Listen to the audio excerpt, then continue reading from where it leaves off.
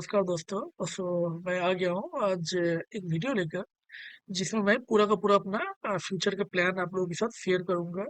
Future plan का बोलने का मतलब ये है कि मैं फाइनेंशियल इंडिपेंडेंट कब होऊंगा, मेरा FIRE नंबर क्या है, जो फाइनेंशियल इंडिपेंडेंस का नंबर होता है, वो नंबर क्या है, कब मैं वो नंबर अचीव करूंगा, और मैं अचीव करने के बाद कितना पैसा वहां से निकालूंगा अपने लाइफ टाइम तक, जब तक मैं जिंदा रहूंगा। पूरा का पूरा मैं बताऊंगा। वीडियो में लास्ट तक बने रहना, आपको पूरा का पूरा डिटेल मिलेगा और विथ लॉजिक मिलेगा। सिर्फ मैं ऐसे ही नहीं बोलूंगा, आपको लॉजिक के साथ बताया जाएगा, कैलकुलेशन के साथ आपको बताया जाएगा। ठीक है, तो बिना किसी देरी करते हुए चलेंगे हम लोग वीडियो की तरफ। हम लोग जो है वो आ चुके हैं। देखिए, मेरा जो स्टेप अप चल रहा है, स्टेप SIP चल रहा है। ठीक है, नॉर्मल हम लोग स्टेप अप भी करते हैं, उसमें 10% से ज्यादा का ही करते हैं पर ईयर। ठीक है, तो मैं आपको बता दूं, मैं अभी बेसिकली किस जगह हूँ, ये आप देख लेना। ये कैलकुलेटर है, SIP कैलकुलेटर है। ठीक है, और ये मंथली SIP कैलकुलेटर है। ठीक है, जैसे आपको ग्रो में मिल जाता है या फिर आपको इंटरनेट में मिल जाएगा, वहाँ ईयरली SIP कैलकुलेटर होता है। मेरे पास monthly SIP calculator, monthly lump sum calculator है और मंथली SWP कैलकुलेटर है। आज मैं आपको step up SIP calculator, SW calculator, ये दोनों दिखाऊंगा। देखिए, फिलहाल मैं जहाँ पर हूँ वो मैं यहाँ पे हूँ। 38 लाख अभी मेरा पोर्टफोलियो का वैल्यू है। ये मैंने अपने कई सारे शॉर्ट्स में बता रखा है। ठीक है, किस तरह से 38 है। देखिए, मेरे पास ऑलरेडी नियर अबाउट 24 का है, 24 लैक्स का है।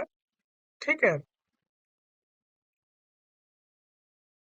7 लैक्स का जो है वो MPS अकाउंट में भी पड़ा हुआ है। ठीक है, ये जो MPS अकाउंट है, ये मुझे 9% तक देता था रिटर्न अभी तक, लेकिन उम्मीद है ये बढ़ के 15-16% के आसपास आ जाएगा। क्यों? क्योंकि मैंने इसे चेंज कर रखा है। अभी अगर आपको नॉलेज होगा तो MPS में हम लोग उसे इक्विटी में भी चेंज कर सकते हैं। पहले तो ये कॉर्पोरेट हुआ करता था मेरा। ठीक है, अब ये इक्विटी हो चुका है। मैंने इसे चेंज करके इक्विटी में कर दिया है। तो नियर अबाउट 38 लैक्स हम मान के चलेंगे, मतलब कुछ इस जगह है।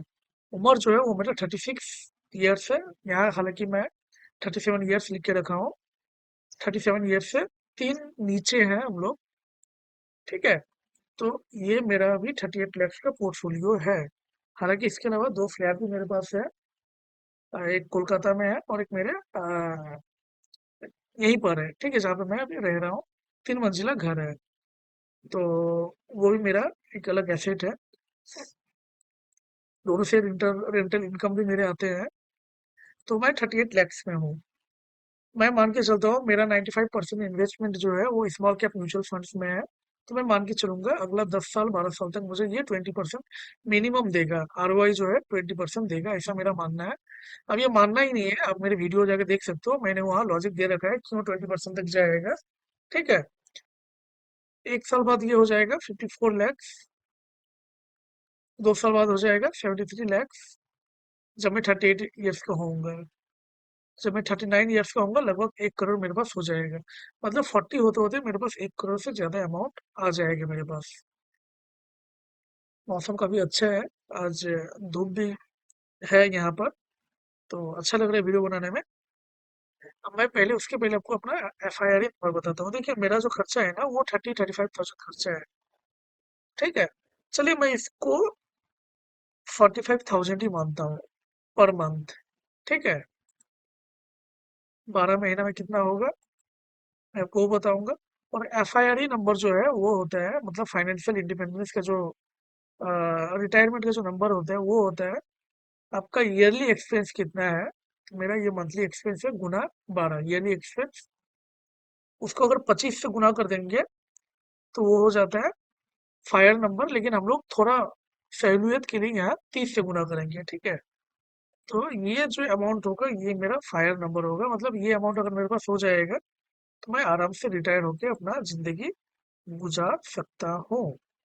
1 करोड़ 62 लैक्स ये जो है मेरा फायर नंबर है, अभी का खर्चा को देखते हुए। ठीक है, तो 1 करोड़ 62 लाख अगर मेरे पास आज होता, बोलने का मतलब है अगर आज होता तो आज मैं आराम से FIR ही अचीव कर लिया होता। ठीक है, लेकिन मेरे पास अभी 38 लाख ही है, तो मुझे इंतजार करना पड़ेगा FIR का। और चूंकि इसमें इन्फ्लेशन भी एडजस्ट होगा, तो ये नंबर को मैं और मान के चलूंगा कि ये 1,62 लाख ना होगा, ये इससे ज्यादा ही होगा। ठीक है, इन्फ्लेशन हम 6-7% मान के चलेंगे, जो कि इंडिया में नॉर्मल है। 1 करोड़ 62 लाख। ठीक है, लमसम कैलकुलेटर में अगर मैं इसमें डाल दूं तो आप देख सकते हो। ठीक है, 1 करोड़ 62 लाख, इसे हम 7% ही डालते हैं। ठीक है, थोड़ा ज्यादा ही लेके चलते हैं। टेन्योर ना, मैं लगभग 10 साल डाल देता हूँ। ये 3 करोड़ 3.25 करोड़ हो जाएगा। ठीक है, 3 करोड़ 20 लाख हम मान के चलेंगे कि मेरा FID नंबर जो है वो 3 करोड़ होना चाहिए 10 साल बाद। ठीक है, चलिए हम लोग दोबारा रिटर्न करेंगे अपने ही एक्सेल फाइल में। तो 3 करोड़ हम लोग कब अचीव कर रहे हैं मैं वो आपको बता देता हूँ। 3 करोड़ 20 हजार ये रहा, जब मैं 44 साल का हो जाऊंगा। ठीक है, तो आज अगर मैं 36 हूँ तो 44 का मैं आज से 8 साल बाद होऊंगा, मतलब कि 2033 में मैं 44 साल का हो जाऊंगा। 33 नहीं मानेंगे, हम 2034 का जनवरी मान लेते हैं।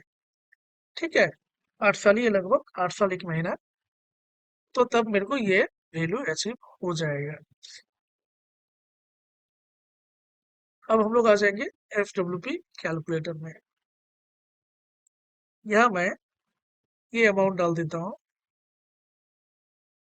ठीक है, उम्मीद है ये आ चुका है। एक्सपेक्टेड रिटर्न मैं तब पर भी मान के चलूंगा, मेरा वैल्यू, मेरा जो इन्वेस्टेड अमाउंट रहेगा वो स्मॉल कैप में ही रहेगा, तो मैं यहाँ पे 20% ही मान के चलूंगा।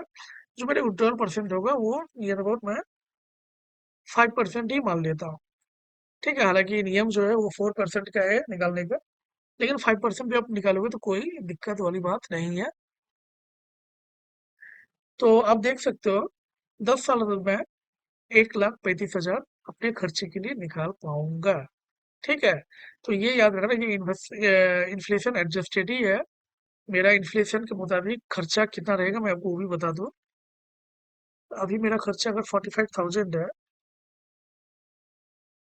ठीक है, 7% लेके चलता हूँ, और 8 साल बाद मेरा ये खर्चा कितना हो जाएगा, ये 77,000 होगा। ठीक है, जबकि मैं निकाल रहा हूँ 1,35,000 पर मंथ। तो 1,35,000 मुझे ये पर मंथ मिलता रहेगा। ठीक है, और ये वैल्यू आप देखना, जो रिमेनिंग वैल्यू है ये मंथ वाइज है। ठीक है, FWP का मंथ वाइज है। तो आप देखोगे जब मैं 44 का होऊंगा तब मेरे पास ये रहेगा, जब मैं 45 का हो जाऊंगा तब मेरे पास 3 लाख 3 करोड़ 72 लाख हो जाएगा। जब मैं 46 का हो जाऊंगा तब हो जाएगा 4 करोड़ 36 लाख। जब मैं 55 का होऊंगा तब मेरे पास नियर अबाउट 10 करोड़ होगा। तो ये पैसा आपका कभी घटने वाला है नहीं, ये पैसा हमेशा आपका बढ़ता ही रहेगा अगर आप 5% विड्रॉ करते हो तो। ठीक है, तो जब मैं 55 ईयर्स का रहूंगा तो आप देख सकते हो मैं कितना निकाल पाऊंगा यहाँ से। निकाल तो मैं वही अमाउंट रहा हूँ। ठीक है, हालांकि इस अमाउंट को मैं बढ़ाऊंगा भी बाद में। तो ये खैर ये तो कंडीशन के ऊपर डिपेंड करता है कि उस समय मेरा खर्चा कितना रहेगा, मेरे बेटे लोग बेटी लोग क्या कर रहे होंगे, तो ये सब के ऊपर डिपेंड करता है वो सब चीज। तो उसके ऊपर मैं इस चीज को हो सके तो बढ़ाऊंगा। बढ़ाना देखिए मैंडेटरी तो है ही, क्योंकि इन्फ्लेशन भी बढ़ेगा तो ये भी मुझे बढ़ाना पड़ेगा। और थोड़ा बहुत लाइफ स्टाइल के ऊपर भी डिपेंड करेगा ये चीज। फिलहाल जब मैं 44 साल का हो जाऊंगा तो मैं 1,35,000 निकालूंगा। ठीक है, ये प्लान मेरा अभी तक का है। ठीक है, और मैं कुछ इसी प्लान के ऊपर ही चलूंगा। इट डज नॉट मीन कि मैं इतना ही निकालूंगा। देखिए, ये डिपेंड करता है अभी से 8 साल के बीच मेरे लाइफ स्टाइल के ऊपर, मेरे खर्चे के ऊपर। ठीक है, और मेरे मेंटेलिटी के ऊपर, मेरा मेंटेलिटी क्या है, मैं कहाँ जाके रहूंगा। अभी मैं अपने टाउन में हूँ, हो सकता है मैं उस समय कोई मेट्रोपॉलिटन सिटी में रहूंगा तो ये चेंज हो सकता है। तो फिलहाल जो मेरा प्लान है मैं उसके अनुसार ये आपको बता रहा हूँ, और ये प्रैक्टिकली कहीं ना कहीं ठीक है, क्यों ठीक है? क्योंकि मैंने हर चीज़ को ज़्यादा करके लेके चला है। अपना एक्सपेंस को मैंने बढ़ा दिया है, जबकि मेरा एक्सपेंस 30 से 35 हज़ार ही है मंथली, मैंने उसे 45,000 कर दिया है। ठीक है। जब मेरा इन्फ्लेशन एडजस्ट हो जाएगा तो ये अमाउंट कहीं ना कहीं 77,000 होगा पर मंथ। लेकिन मैंने यहाँ पे 1,35,000 लगभग डबल अमाउंट में निकाल रहा होऊंगा जब मैं 44 साल का हो जाऊंगा, जब मैं एफआईआर नंबर को अपना अचीव कर लूंगा। तो उम्मीद है आप लोग समझ रहे होंगे। ठीक है। तो आप लोग भी कमेंट करना आप लोग का एफआईआर नंबर क्या है और कब तक आप लोग अचीव कर लोगे। ठीक है। चलिए तो और किस तरह का वीडियो आप लोगों को चाहिए वो भी कमेंट करना, तो मैं आप लोगों के लिए उस तरह का वीडियो लेके आऊंगा। ठीक है। चलिए मिलते हैं अगले वीडियो में, तब तक के लिए धन्यवाद। जय हिंद।